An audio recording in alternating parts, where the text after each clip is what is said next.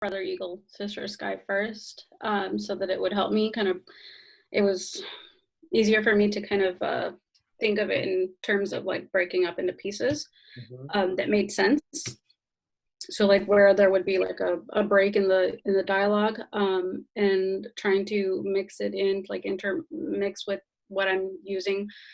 Right now I have one article. I'm thinking about possibility of two, but my topic or article topic was it's uranium mining on Navajo Indian land.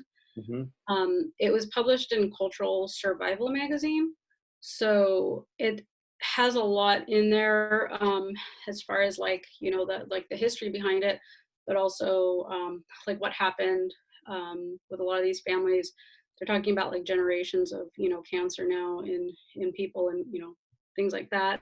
So there's now, you know, years later, after, you know, this was going on since like World War II. So now years later, they're still having problems. They're still seeing this, like when the rain falls, they see it in the rocks and everything. So the cleanup of it is like a, you know, I guess they're not seeing the cleanup efforts as much as they would like to, or like the restitution. So like not even receiving enough money for people getting, you know, ill now and having cancer. So just trying to, like, I guess, weave in parts of that that are related to, like when they talk about like their, you know, grandfathers or fathers swimming in, you know, water that was contaminated with what Brother Eagle said, because this is like still, this was written in 2001. So it's still something that even in like 2011, they're still talking about. So that's basically, I'm breaking it up, and I'm kind of trying to, but I had to print it out because it's like hard for me to like visually see it. So I wanted to break it up into pieces. Did they use the word Superfund site? Superfund site? Yeah, Superfund. Fund? Yeah. I don't recall. You know, the article's really long too, so that's another reason I printed it out, and I'm going back and forth, you know, looking at it. I don't recall that. I think it probably is. Whether and so a Superfund site is some place where there has been a massive environmental impact caused by us. Yeah, it's actually, it's like in more than one area. In fact, they show maps on other sites on like the locations of where all this is happening. So there are multiple sites that have that, you know, that contamination. So that's, you know, part of the problem. It's like it's covering like, you know, multiple states, but there's also one state that has it more than others. What that's happening is the results of the uranium mining, like most mining, it precipitates, seeps down through the rock layers into the aquifer. So it's in the well water, it's in the drinking water. And then they had a lot of waste from back then, so they would just like dump it into these like pits, like almost like landfills. So those are still there that they haven't cleaned up, and they fill up with water, and people, you know, didn't know back then that it was probably dangerous. So they just kind of like in the summers were just like, okay, it's our watering hole, let's go for a swim. But they didn't realize that years later they would be, you know, faced with things like cancer and other illnesses. So yeah, we find this associated with mining all across the West. In California, it's not so much uranium, but it's more from the gold and silver mining and copper mining, you know, at the turn of the previous century. But the result is the same, whether it's you know, mining from the water pressure cannons, whether it's open pit mining, which we find a lot in the Midwest, or if it's hard rock mining, which of course we do find out here and in the West. And but the aquifer thing is an important one, because the aquifer doesn't know state boundaries. So it's underneath the ground and extends quite a distance away from perhaps where the original contamination occurred. And so all of those things fit into the Superfund deal.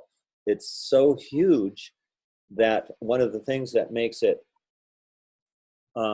lengthy and trying to deal with it is no one wants to take any blame and pay for the costs of the cleanup, because the cleanup is so expensive. It's just in the trillions and billions and trillions of dollars. And so to get people to, either mining companies to claim responsibility for this, and then of course in this case, because it's on Native American land, then it's just one more version of our government not owning up to what we've done to Native Americans over the years. So this is all connected and very complex.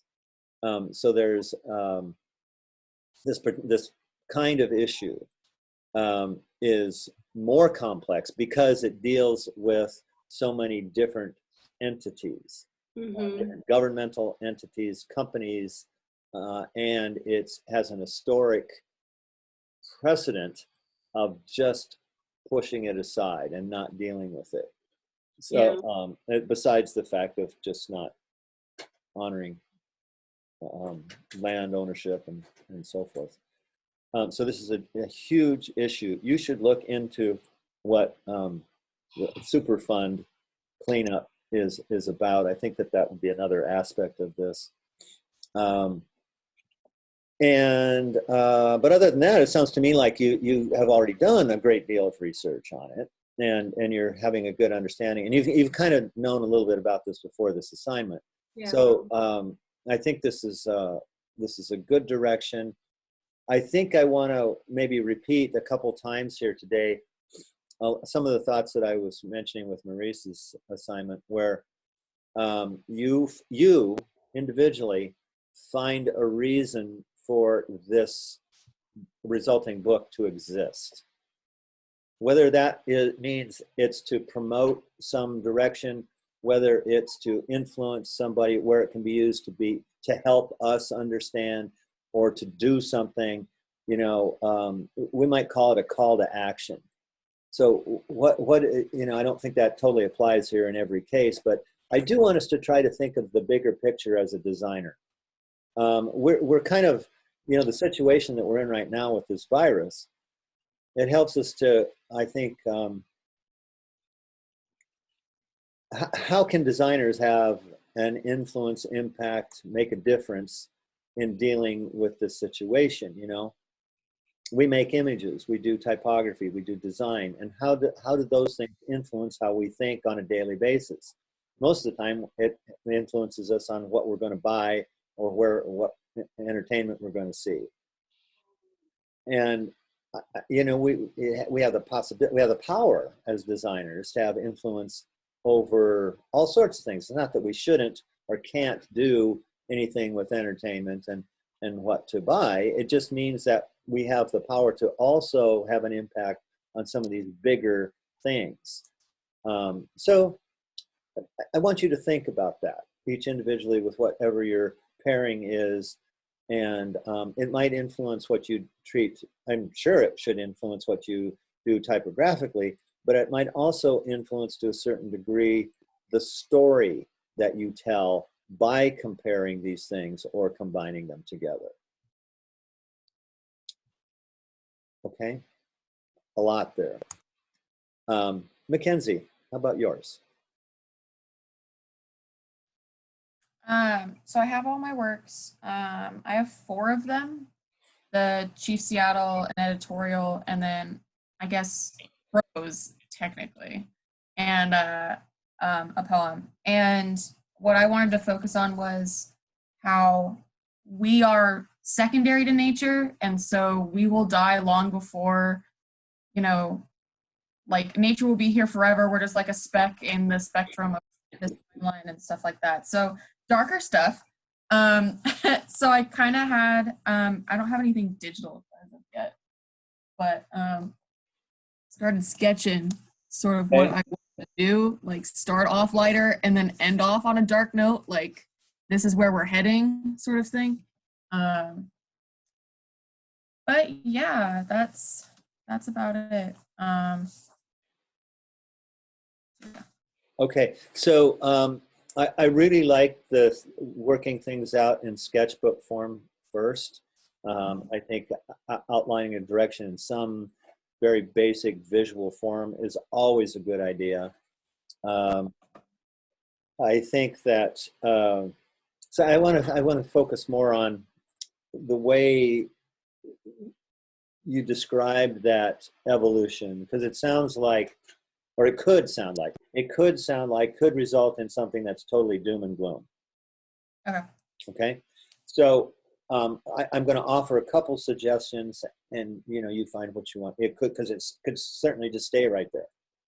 But some options could be, this is what's going to happen if we don't change, and this is what's going to happen not 50 years from now, but within our own lifetime. And so, and why do we know this? It's not just, okay, well, Seattle's words are a couple, over 100 years old, and so we seem to have gone along fine. But now we've got recent or more recent contemporary words that perhaps have a little more urgency to them. And so with that, it could continue to get darker, as you said. But it could also be, okay, we know this. It's not a surprise. We know this. What can we do to turn it around? Is there a silver lining in this dark cloud? Is there a possibility to still make a difference? I'd like to believe that yes, there is. But I need to be shown how to do it. I need to have some direction. What can I do? The phrase, think globally, act locally. I mean, it's kind of an old phrase that has an environmental aspect to it. But the meaning behind that little phrase is, well, many times, these are huge issues that each of you are trying to deal with. What can I, as one individual, have anything? How can I make an impact on this gigantic issue of environmentalism? How can I possibly make a difference? And so think globally, that's the big issue. And act locally is, well, I'm not going to try to influence the entire world on this right now. I'm going to try to work within my neighborhood, in my community, or people that are my age, or something to that degree. So I'm starting there. So kind of like a grassroots thing, and then that person is going to tell their friends, and everybody's going to modify their own behavior a little bit, and it kind of grows. So that's I guess the idea behind that, and it might apply here, but or there's other ways that can go too. But I think the point I want to make is, you have options to have it say, no, this is what's going to happen. It's definitely going dark. The lights are, last one out, turn the lights off kind of thing. And on the other hand, you could offer us, well, we've got some other possibilities here, if we want to make an effort to do things a little differently. So you can suggest those as well. Okay. Okay. Quentin, where are you at with yours? So right now I'm just sort of like playing around with like the layout of it at the moment. What I want to do is I want to like break apart Chief Seattle's, I can't speak, I'm sorry. Chief Seattle's speech. Let me turn my camera on. I thought my camera was on the entire time. Okay, so just want to break down his speech and sort of like get like another authors and like sort of put them together so it like sort of just shows what they're talking about some more. And I also want to like sort of play around with type and sort of blasting it all over the page, so that way your eye like darts around the page, not just like but that's sort of my main focus right now. Like I'm also want to focus on how it affected tribal members and wildlife as well. So how maybe their homes and lands were affected, and just sort of like just going off of, yeah. So that's where my general direction is right now. Okay, so I'm going to ask you to do something here right now. Now, do you have a pencil and paper? Oh yeah, let me get. Sure, yeah. Okay. Yes. So we're going to write down a specific list of things here and put them in order. Mm-hmm. Okay, so you just listed off some very good things. that are goals for you to do on this assignment. Okay, so one of them is to break Seattle's text into parts or paragraphs. So let's write that one down first. Okay, and then after we're going to say, I'm going to complete this by this afternoon. You're going to do that for this afternoon. Yeah. Okay. Okay, then the next thing is I might have misunderstood this one. Do you already know who your other authors are or not? Not yet. So that's where I'm gonna do my research on doing on doing that what I said earlier. Okay, and how are you? So your second thing is doing research on and finding other authors. So write that one down. That's your second thing. Yeah, and I know you also said, but how recent do you want it to be? Like within the last decade, within the last? I think we said last time, as long within your lifetime. Okay. So roughly 2 Yeah. years, right? Okay. Yeah. So, so your second thing is to find an author or authors that wrote within the last 20 years of some topics that relate to the ideas that Seattle spoke about. So where do you think you're going to look for those? How would you go about looking for those authors?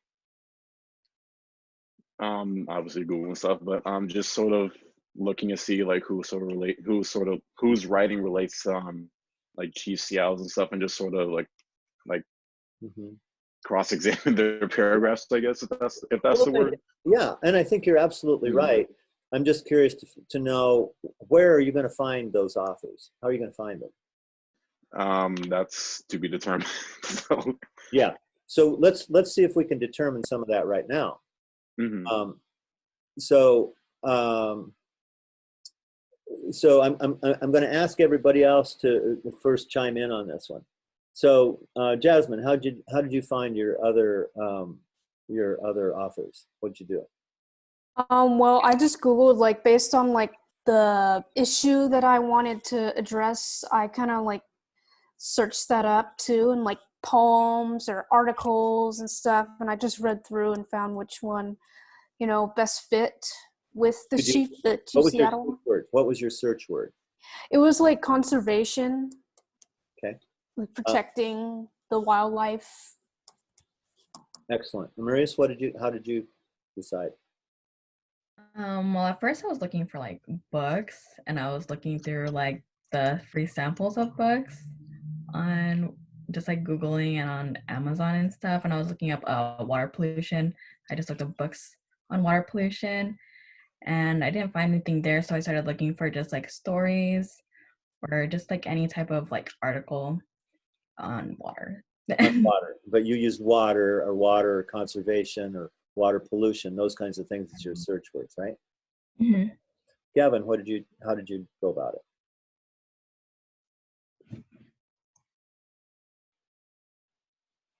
For me, I pretty much did the same thing like Jasmine and Maurice did. I searched Google for like the topics I was looking for, along with like news articles about the topic. So and what were your search words? Like deforestation and what was the other one? Hang on. I was trying to pull the thing because I had it and I can't find it right now. But deforestation was probably one of them, right? Right. And I think also the one about was it a pipeline that they were trying to put down? Yes. Yes, the pipeline. Yeah. Actually, there's two of them. Okay, and the Dakota pipeline right now is still the controversial one. Yeah, that one. That was one.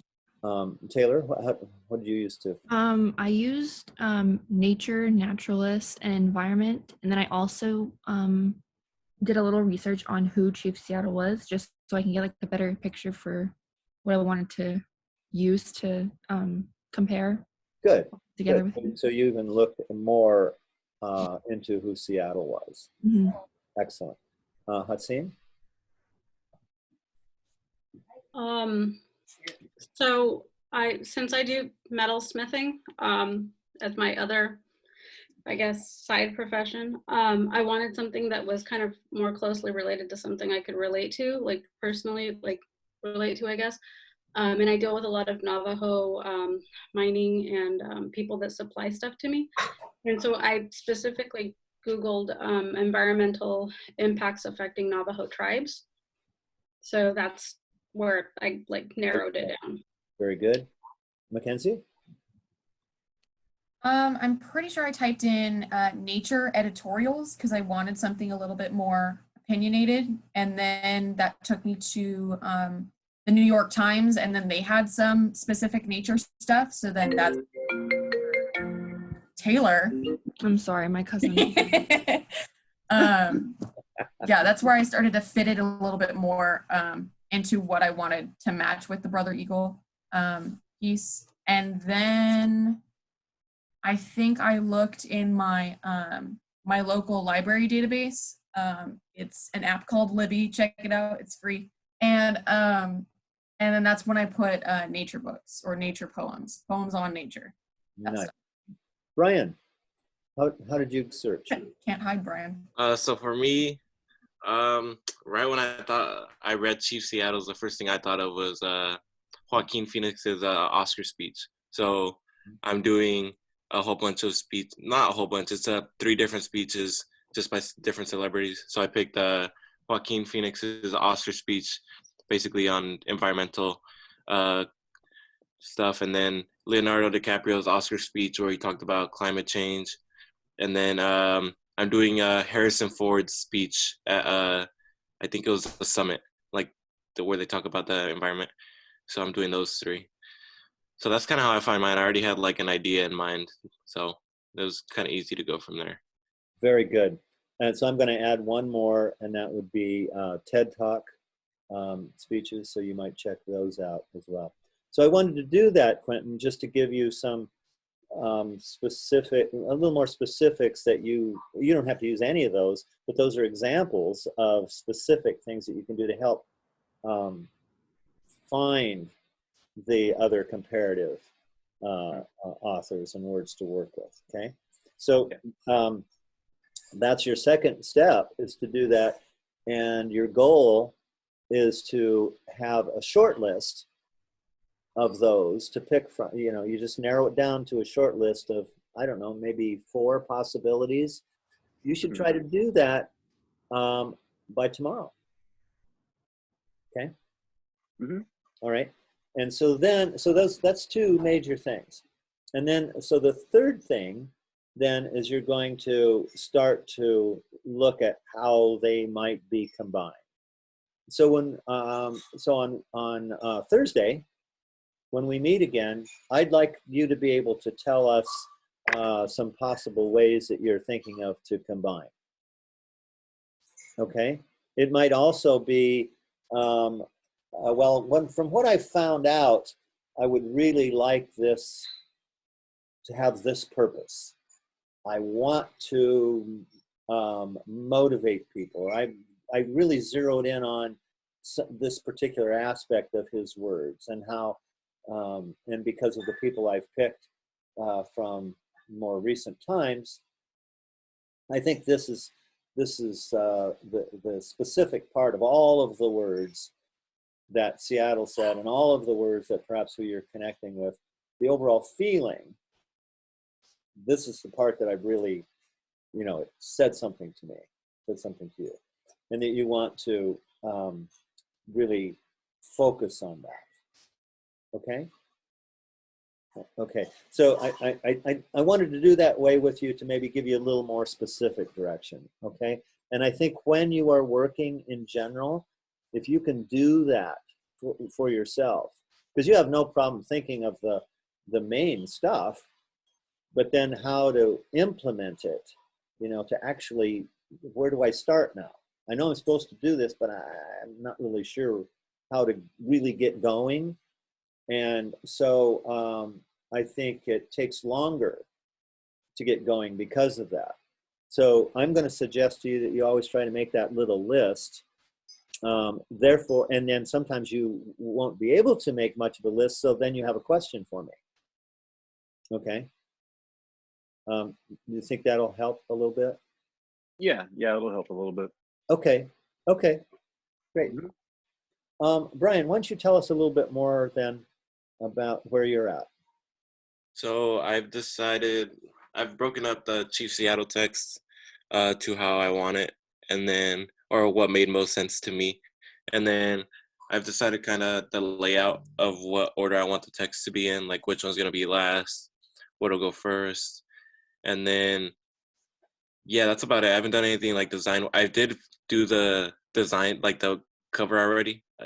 I guess I'm working backwards too. So yeah, I got the cover, the front cover, but other than that, I haven't really like done much of the design aspect, just more so laying it out.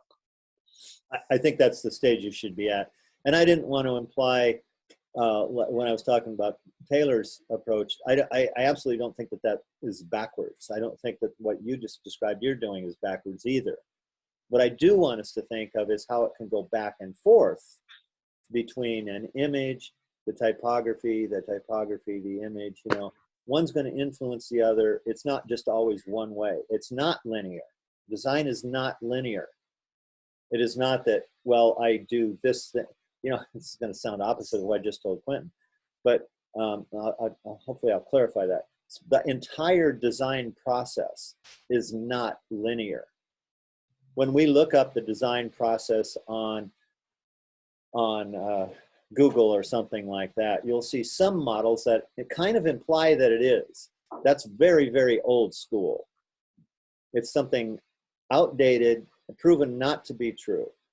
But if you find those that are linear, meaning that it says, okay, first you do research, then you do thumbnails, then you do rough comps, then you do final comps, then you do the finals. That's linear. That is not the way design actually works. It's back and forth. It's off on tangents and coming back to it. It's, oh, I thought I was done with the research stage. No, I need to do more research stage. Then it takes me in a slightly different direction. It's all over. It feeds back and forth. And if anything, if you looked at a model of what the design process is, it's circular, you know, where we're going in and out to the outer rim of that circle to do research or to do roughs or to do writing or to do images. You know, it's back and forth. And so I don't want to imply that because you made the cover early on that that's backwards. No, it's a way to get into the process. It's a way to help you figure out what direction you want to go in. By the same token, you shouldn't feel like that cover is done. Because as you find out more about what the words mean to you and the interaction between the words, you may feel like with that cover, oh, that cover needs a little bit more of this. Maybe the color needs to be different. Or maybe I need to take something out, or maybe I need to add something. So think of each of these things as steps along the way to the end. If we were only dealing with a painting, an image, I know you've heard this in painting and drawing classes, to build up the whole painting from the base, you know, to the next thing, you know, build it up. Don't completely finish an eyeball and then completely finish an ear, you know, and expect the whole thing in the end to work, because many times, most times, it doesn't. But bringing it all up as a whole so that working on the eye influences how I work on the ear, that I work on, you know, something else. It's that kind of interaction in the process of getting to the completed image, in this case, a painting. But the same is true on a bigger scale when we're talking about the entire design process. So I think that's an important thing for us to all realize. Yeah, I think that another very interesting aspect of yours is your awareness of those speeches that were given by actors in their acceptance, their award acceptance speeches, and you picked some pretty important ones. Those speeches are quite powerful. the actors that delivered them, they are masters at, you know, in their craft of acting and delivering words in a way that is quite influential. And so when you apply that kind of skill to words that have this kind of meaning in the real world, not the fantasy world of a film, then it's quite impactful. And I guess that's kind of what I was suggesting earlier when I said that design and designers have that power to create images as well. And so applying it to a purpose that has, you know, that has real world importance, it's kind of similar there. So I think you picked some really good words to interact with Seattle's words. Maybe I'm going to use yours to make this other point that I started talking about early on, is that you are creating, all of you are creating a dialogue. Mm. You're creating it, right? Yeah. So we just finished this dialogue assignment called dialogue. And I would argue that almost every single design that you create is a dialogue. It's an interaction between words and image. It's an interaction between words and your audience. Your words, the words, the image, the audience, the client. All of that is in the mix of dialogue. And then we can throw technology in there, or media or medium in there, in that dialogue mix as well. So right now we are delivering this, our ideas, not in person. We're delivering it through Zoom. So that has an influence on how we understand these words and our design ideas. If we were sitting in the classroom saying the same words, we would have a different impression of them. So all of that is an influence on the dialogue.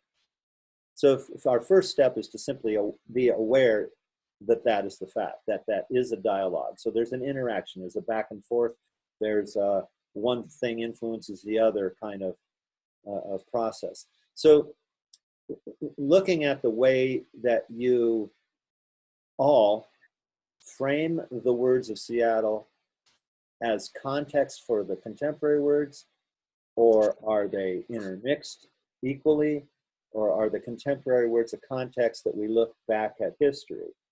You know, all of those three examples of how are just three examples of how the dialogue might be framed.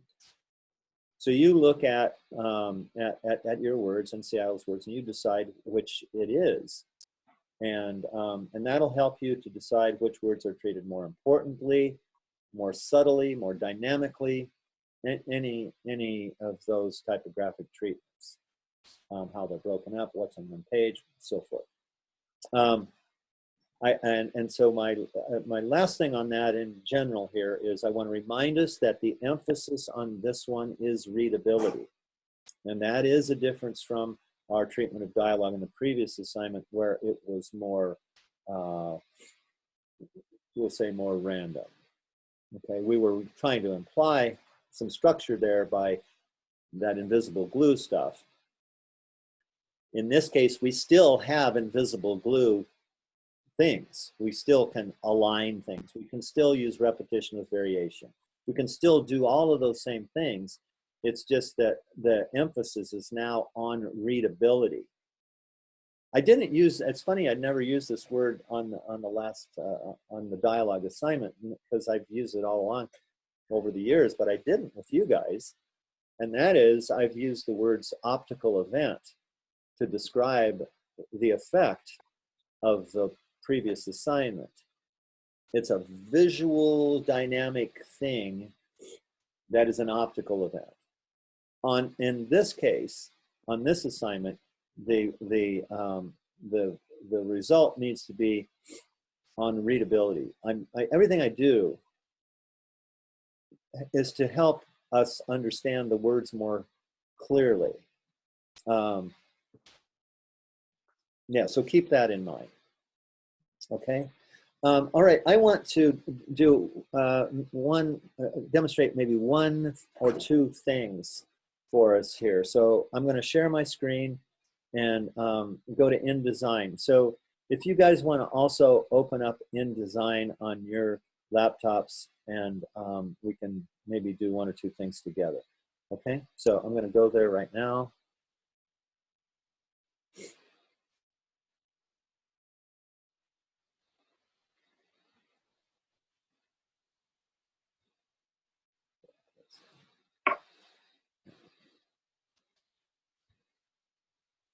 Okay, so I probably should back this up. So I went to a new document in InDesign. And in this case, and I'm going to print. And at this stage, and I'm kind of pausing a little bit for those of you that are waiting for InDesign to open up. I want to remind us that your final book, the idea of a book, is quite loose. So the form that the final piece takes can be what we would expect a book to look like, a codex book. On the other hand, you might decide that your book is a film or an animation, animated words, or it's a scroll, or who knows what it is. I think you want to pick the form to help us understand the issues that you're talking about.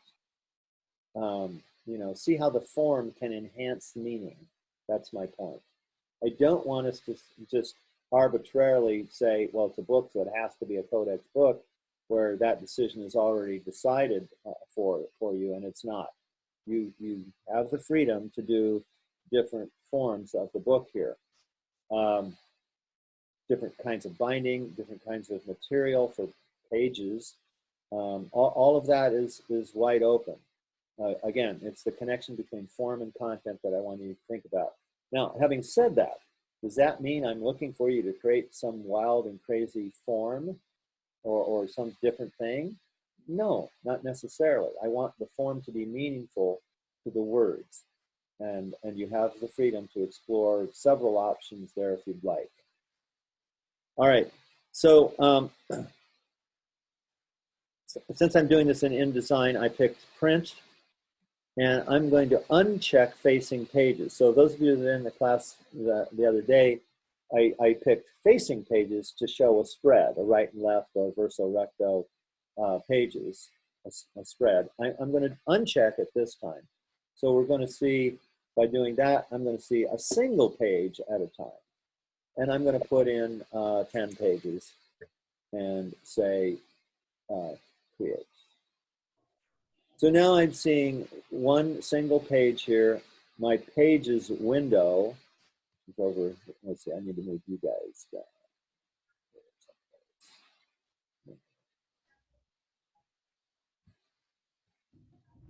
Let's see, it's like, is it?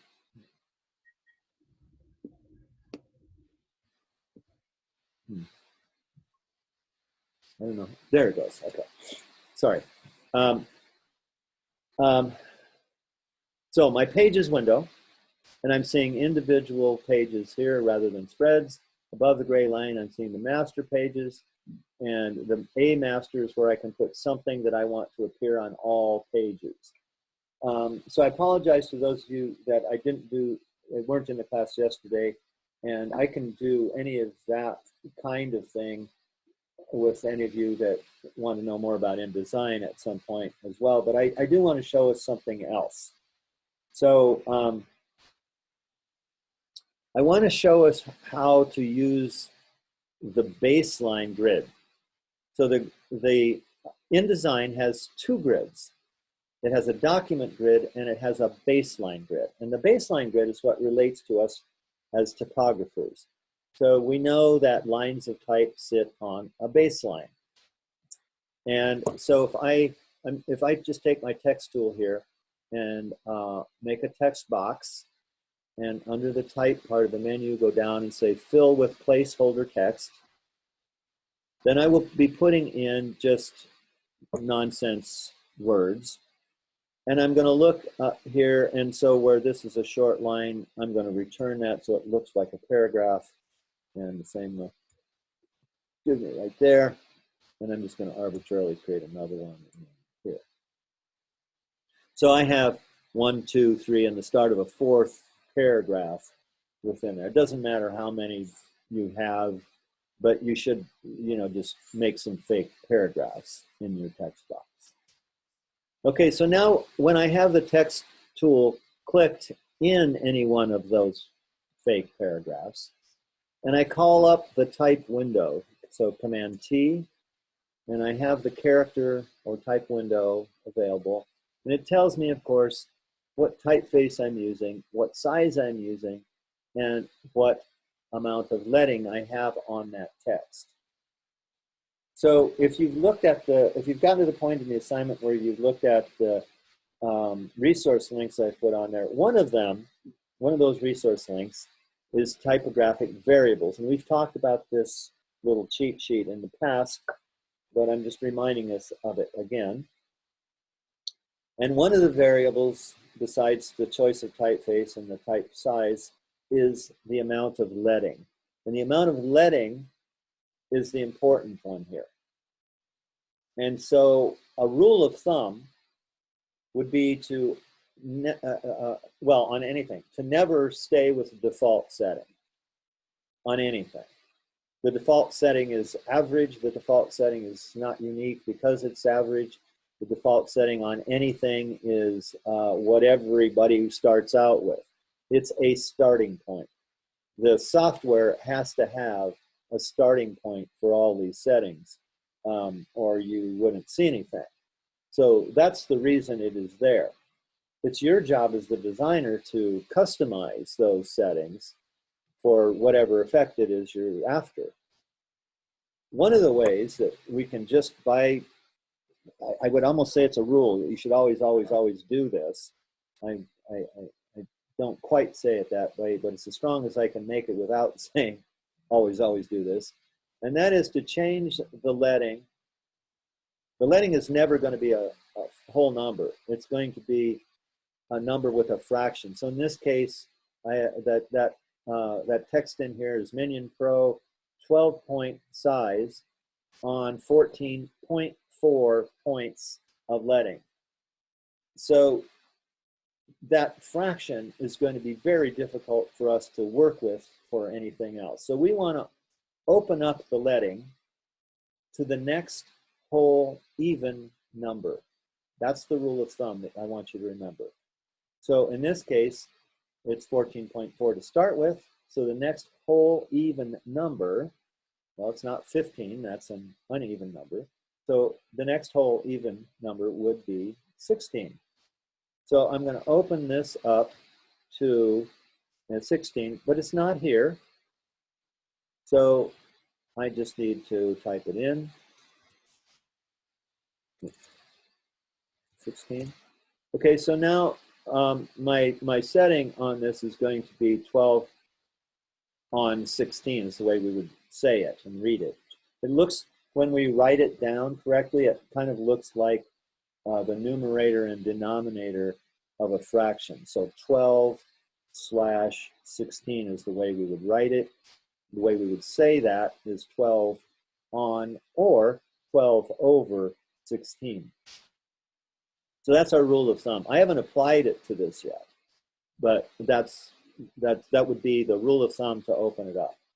Okay. So what I'm going to do right now is select all of this text, and I am going to open this up to be 16 and apply it. So we should see all of that text opening up, spreading out a little bit. So I'm going to do that very minimal rule of thumb on this text. And then I'm going to apply the baseline grid using that setting, which was, I need to remember that it was 16, okay? Because this is going to go back to its default. So it's 16. And I pick, the other thing I should say is I do this so that I can determine what the spacing is on my baseline grid. That's the whole reason for this. And I do it on not the headline text, not on the subheadings, but on the text copy, the story text. So that's 16. So now what I do is go to the InDesign Preferences and go to Grids.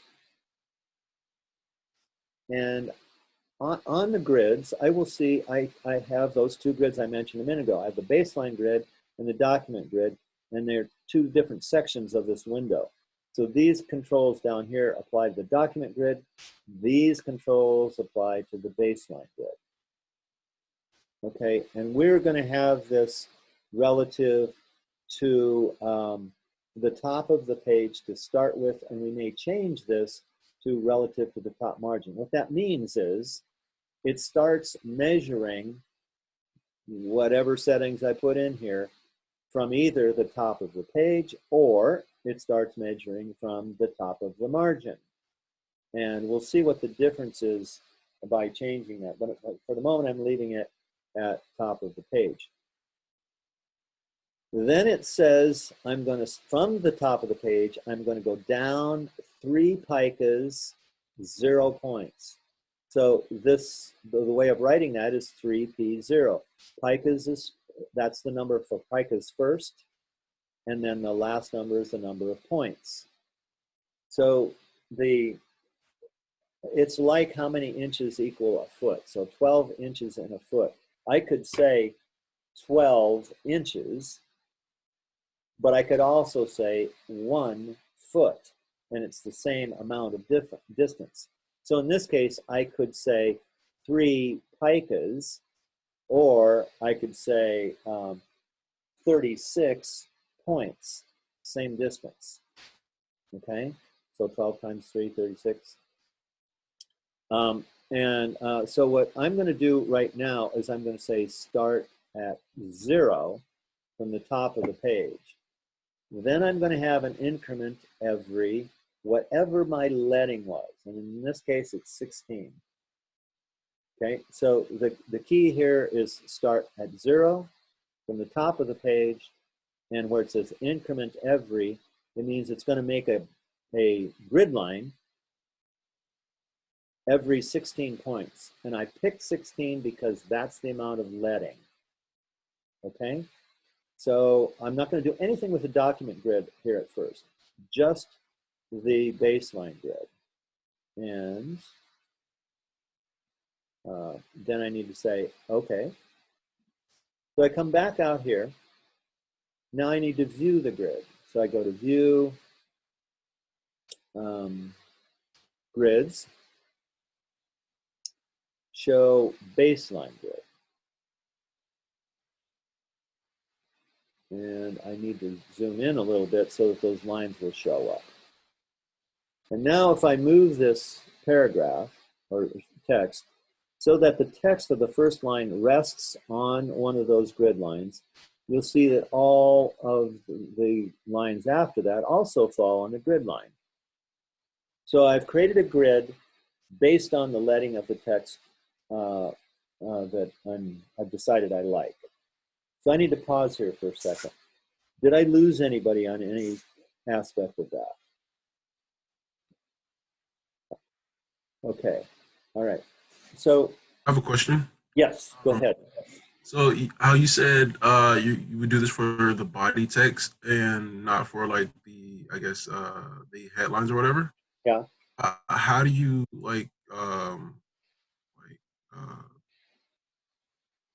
get it to not apply to headlines? Yeah, well, we are going to apply it to headlines. It's We just are? that we make it on the smallest increment first, and then the headline text will be a multiple of this. Oh, okay. Okay, so let's do that. So I have this on here. I'm just going to scoot it over to the side a little bit. And now I'm going to make another text box. This is my headline. And that is on 3 lines. Okay, so headline, that is on 3 lines. And it's a headline, so I want to make it larger. So I'm going to make this, let's say just, I'm going to,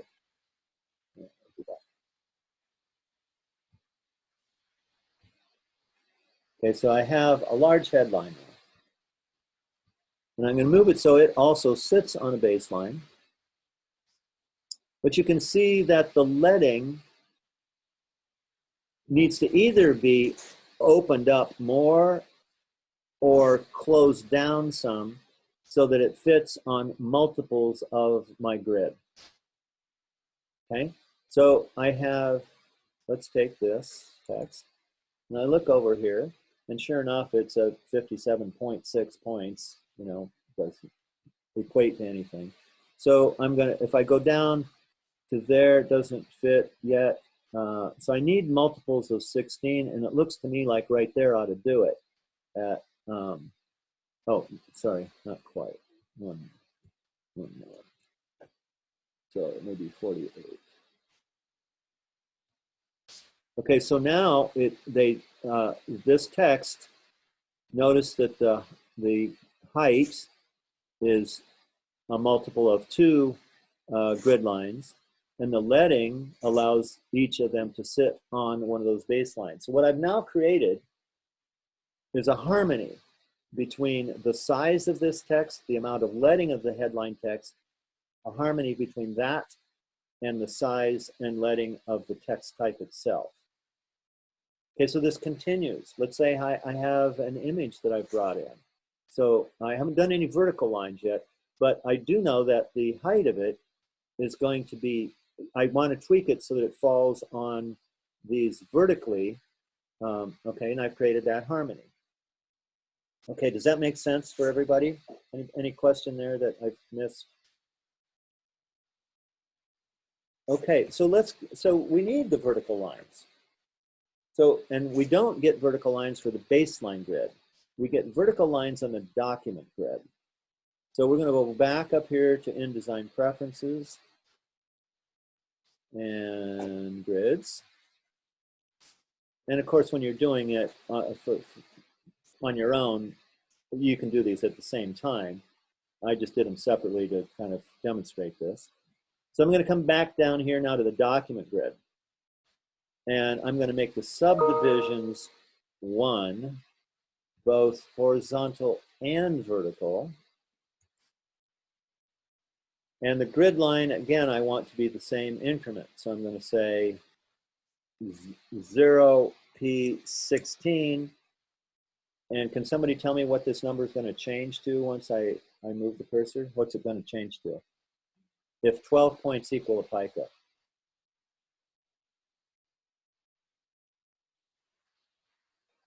This 12 points equal a pica.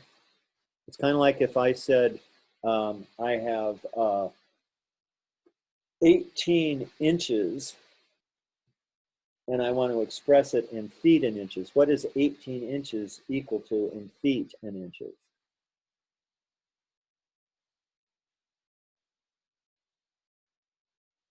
How many feet are in 18 inches?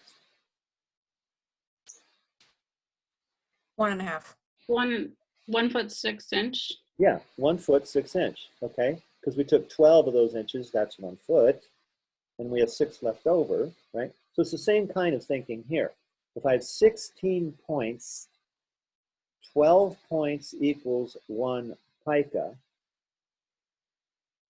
and we want to express the same distance in picas and points, what is it going to change to? How many picas are in this right now? How many picas are in 16 points? 1, 2, 3, 4. How many? Come on, you guys. Wouldn't it be 1 pica, 4 points? 1 pica, how many? 4 points? Yes. And how did you get that? Math. That 16 minus 12 would give you the 1 pica, and then the there you go. 4 will give you those 4 points. Yes, Mackenzie's had her coffee this morning. Very good. Yeah. So yes, and I'm kind of staying on this a little bit so that this number P0 stuff doesn't totally throw us off. And I think the way you just said it is a good way. Just take whatever is after the P, in this case 16, and subtract 12 from it. okay? And that will tell you, since I'm subtracting 12, that's a pica. I'm subtracting a pica out of there. If I can only get one group of 12, I can only take 12 out of there once. That's what I'd say. I can only 12 out of there once, so that's one pica. And then how many do I have left? Well, I've got 4. So when I click away, this is going to change to 1p4. And there it is. Okay, now I'm going to do it differently over here. I'm going to say grid line every 0p24. What's that going to change to?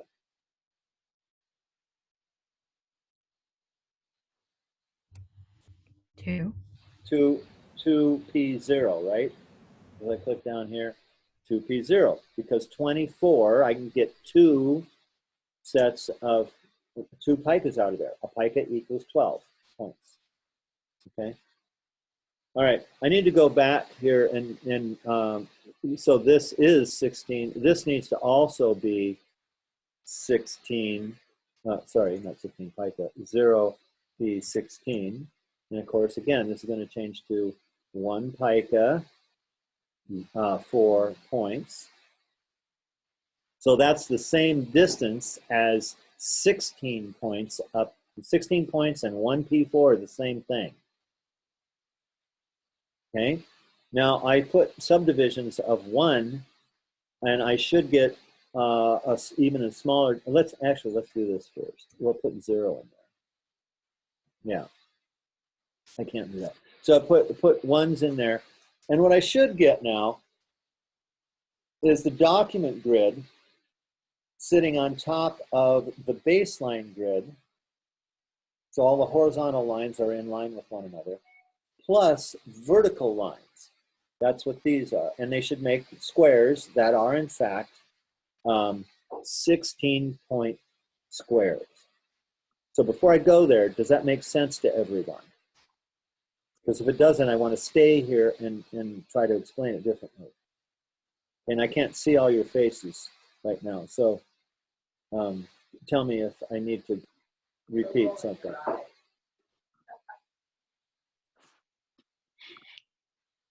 Yes? I think I'm Yeah, good yeah. on it. Yeah. Go ahead, Brian. Or no, I said I think I'm good on it.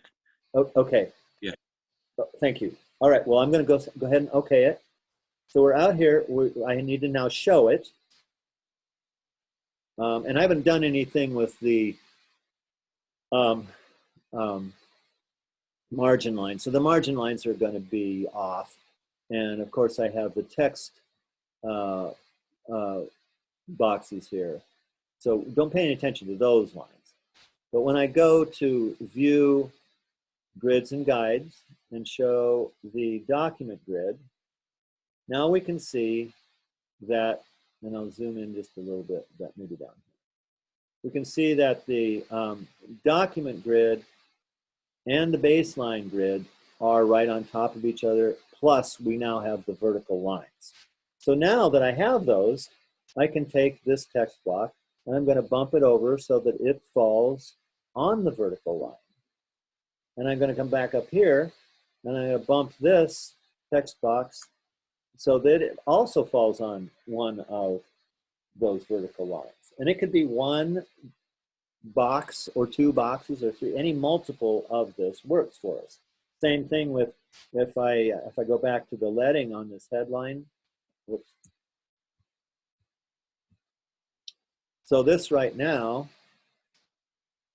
has 48 points, and that worked for us. But I can also increase this and have it come down to there. I've opened the leading, and it's still on the grid. So the point of this, I think, is because I hated the grid when it was first introduced to me. I just didn't like it at all. It seemed like it was forcing me to put things in boxes. I didn't like boxes. It seemed very, very restrictive. And so what I started to do instead was do a layout intuitively, what I thought I liked. I played around with it, just like you guys said you were doing, playing around with it, getting to a point where, okay, I kind of like this. Then get a grid going based on the text type and show the grid and then fine tune it like you just saw me do. Okay, things were out there in a location. I didn't say I liked it, but let's say I did like the basic position and size. Then I turned the grid on and then moved it slightly right, left, up, or down to fine tune that harmony between the size and location of these things, the text, and it would also include image. Okay, so this is the main thing that I wanted us to look at today, was the use of the grid and how to apply the grid. There are some other parts here that I'm not talking about yet. A main one are the margins, but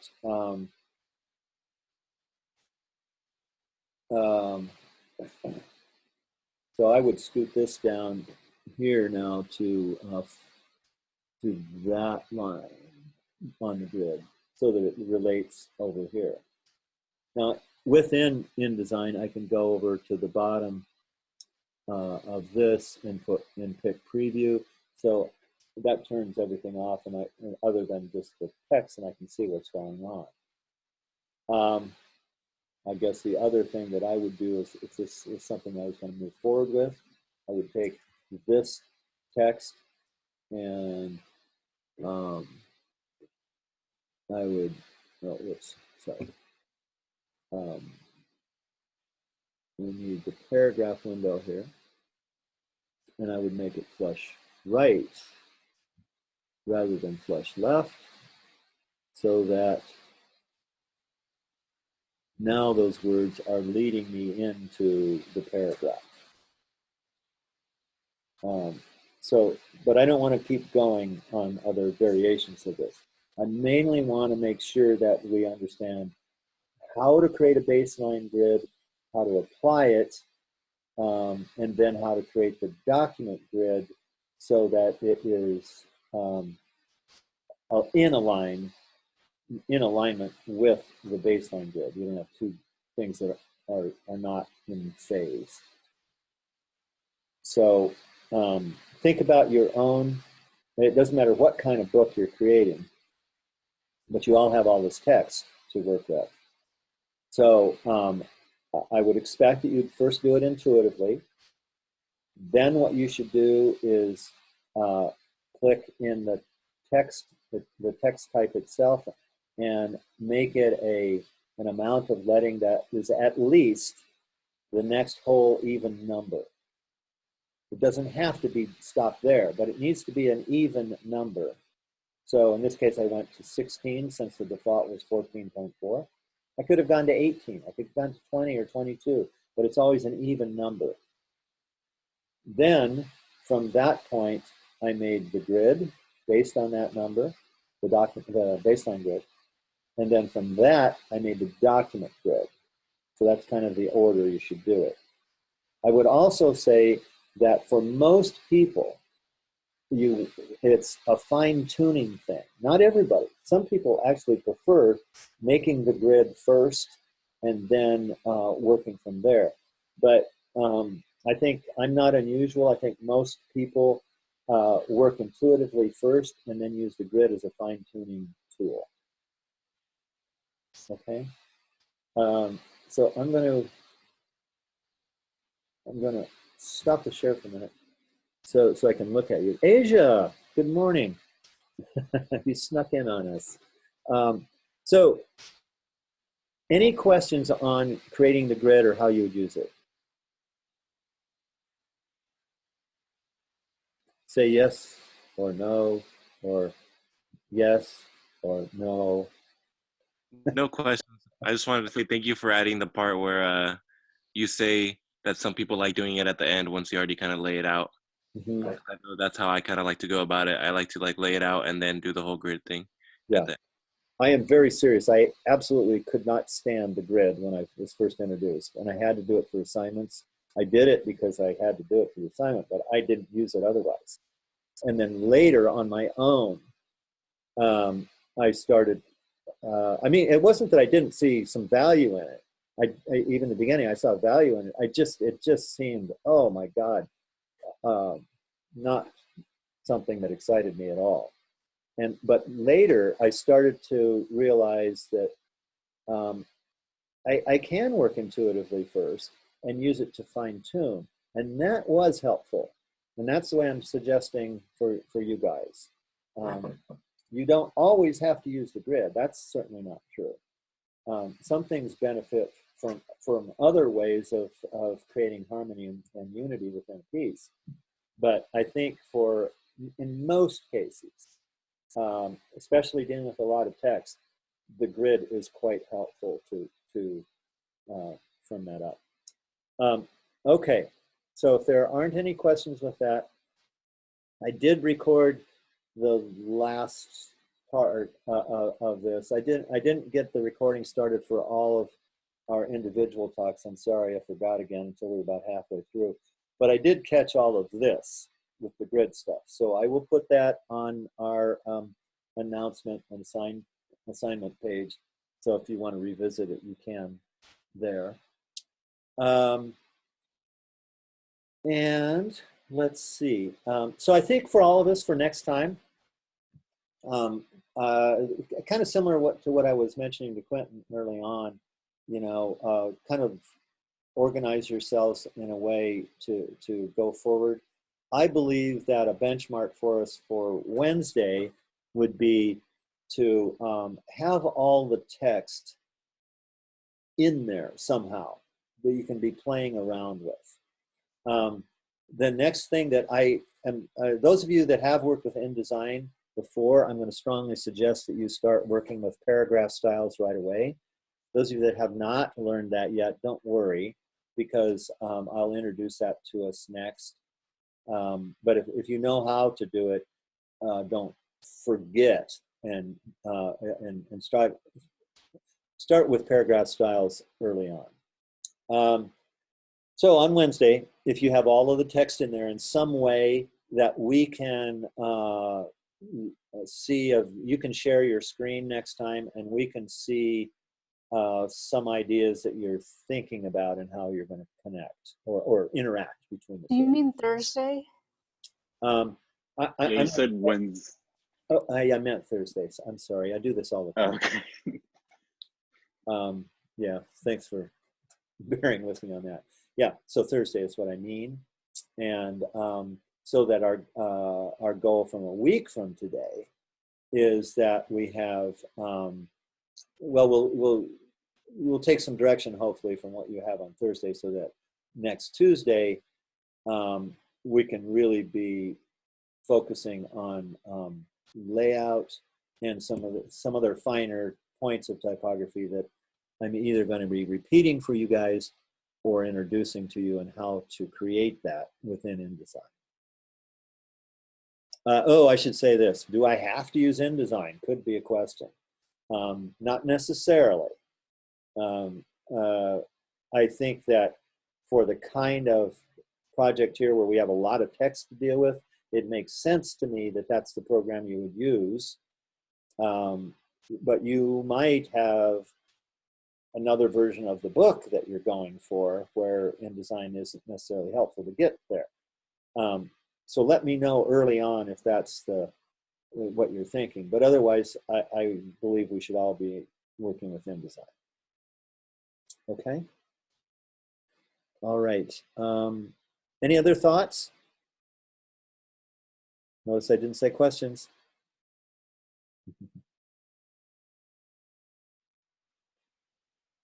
What have we got there? Matsine? What's that? That's my to-do list. Oh, your to-do list? Oh, very good. All righty. Then, Asia, if you could hang out for a second or two. And otherwise, I will see you all later. Okay? Bye-bye. Daisy's in trouble. Have a good birthday, Gavin. Yes. Thank you, guys. Gavin. You guys have a great day, everybody. See you later. Bye. Bye. That mac and cheese. Oh my I god. know. I know. Mac and cheese. I have to change it every time. I have a Different- whole folder of mac and cheese photos. I hate you. Why? Different Mac a week. Very good. Yes. Okay. So Asia, What I had good morning. What I had everybody do was just update us with where they're at. So if you could do that as well for me.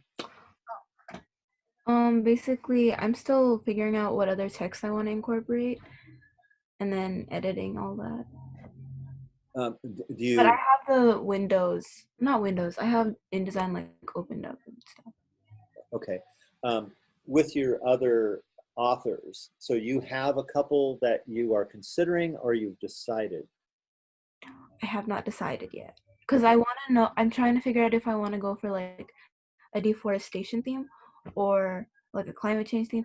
I am indecisive, so I need to figure out what I want to do Okay. first. That's fine. That's fine. So you have what I would call a short list there. I did this with Quentin, and it might be helpful for you as well if you haven't done this already. I think a goal would be that by the end of today, that you in fact do make that decision of which thing. So that might mean that you do a little bit more research or investigating each of those topics to see which one either is of more interest or that you like what you find that you can use from one or the other. But I think you should have that as a goal by the end of today to narrow that to a decision. So that then by at the end of tomorrow, that you have decided on the feeling that you want or the purpose of it, so that then by Thursday we can be looking at how you're treating it, I guess. Okay. I didn't see exactly when you came in. Was I working on InDesign when you came in? Yeah, you were working on InDesign, and it was around like 9:45, 9:50. Okay. Was that? So I was focusing on how to create the baseline grid, and so again, all of that will be on the video when it finishes processing, and then put on the assignment page if you'd like. And if you still have a question, please email me on that. Okay. Okay. As of right now, I don't really have any. I think I understood everything that I saw so far, so it's okay. All right, that's perfect then. All right, so I just wanted to check in with you there. Okay. Okay. Okay. Mackenzie, did you have another question for me? Oops. Sorry, I thought I clicked it. I had a question about applying for graduation. Yes. I was just confused about going through those windows. Emily. Yeah. Yeah, this doesn't. Yeah, that's fine. So you're. When are you graduating? Hopefully May 21. Of this year. May 21. This coming May 21. Yeah. Yes. Dang, that's snuck up. Yeah, I know. I thought you got to hang around here another year. No, because then I would be here for 5 years, and I don't.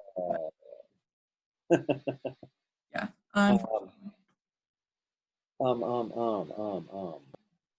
Okay. But didn't we switch to graphic design? You told me to wait on filing all that information. Yeah, because I was thinking it was for next year. So with graphic design, you won't have the 2 capstone courses, because that would be for next year. 172 and 175. No, I would. Sorry? What do you mean? Because I was on track for all that stuff. Maybe I'm misunderstanding something here. Are we talking about graduation for the end of this spring? No. Oh, okay. So that's where I got thrown there. Sorry about that. Okay, so on track for a year from this spring. Yes. Yes. Okay, then that's what I originally thought, and we're all good. Yeah. And the application for graduation letter that went out from Adnan, that's what you're referring to, correct? Mm-hmm. Yeah. So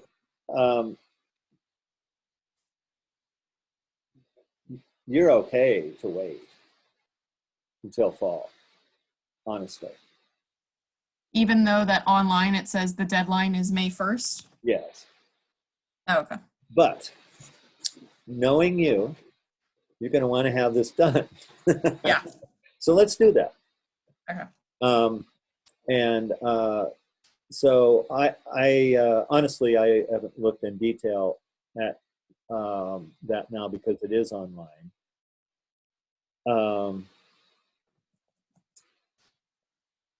Is there a part in the letter? Let me see. Let me pull it up so I'm looking at it with you. Email that he sent out, it links you back to a page in the Pacific website to, you know, for like applying for graduation. But Okay. on that, it says that there's an online form and that there's a physical written form. And I've heard from several different people that they're both filling out either one. So they are not very good help right now. That you can fill out one or the other. Yeah. I'm pretty sure It goes down there at the bottom that they are preferring, they say highly recommend submitting new applications via the above electronic method. However, the physical form might still be accepted as they transition to a fully online application.